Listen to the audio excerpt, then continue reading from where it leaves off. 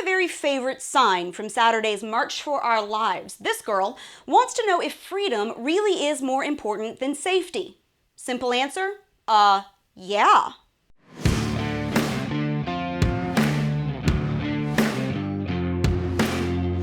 Hey guys, you're watching MRC TV. I'm Brittany Hughes, and yes, freedom is more important than safety. Because without freedom, there is no safety. But since Parkland Kids and Company have clearly skipped a few too many history classes to go hang out with CNN, here's a quick refresher. Before World War II, gun rights laws in Germany were already some of the most restrictive in the world. In 1938, Hitler enacted the German weapons law. It was a law that prohibited Jews from owning firearms, and it made it easier for Nazis to get guns. By 1945, more than 6 million Jews were dead. During his first year in power, Joseph Stalin implemented strict gun control measures, including mass registration and then confiscation. He then proceeded to murder somewhere between 6 and 20 million of his own people. In 1911, Turkey stripped its Armenian citizens of their firearms, rounded them up, and forced them into concentration camps, where they were worked and starved to death. One of the first things that Cuban dictator Fidel Castro did after rising to power in 1959 was to order the disarming of the Cuban people. He then imprisoned, tortured, and murdered thousands. Even Snopes, one of the most left-leaning fact-checking sites known to man, even had to admit that gun confiscation laws are a crucial precursor to nearly every 20th century genocide in history. Today, American leftists are marching in the streets demanding that the government confiscate our guns.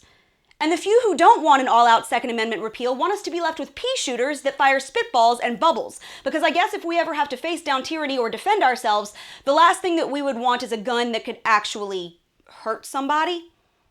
So the very first thing that tyrannical governments do to ensure the helplessness of their own people is the very thing that liberals are voluntarily lining up for like a bunch of dumb sheep at a slaughterhouse. And the right to bear arms is not the only one that they want to scrap, by the way. How about the First Amendment? A recent poll from the Charles Koch Foundation found that when asked which is more important, 53% of college students said that inclusion and diversity is more important, while only 46% said free speech. 65% of college women, a group that only recently won their right to stand up and be heard, now say that free speech is not as important as preserving someone else's feelings. They pervert the freedom of the press to spread lies and propaganda and shut down the messages that they don't like. Apparently, you have the right to peacefully assemble, just not if you're 5 million Americans banded together under the NRA. And you can forget religious freedom if you're a conservative, a Christian, a baker, or God forbid, all three. And not done yet.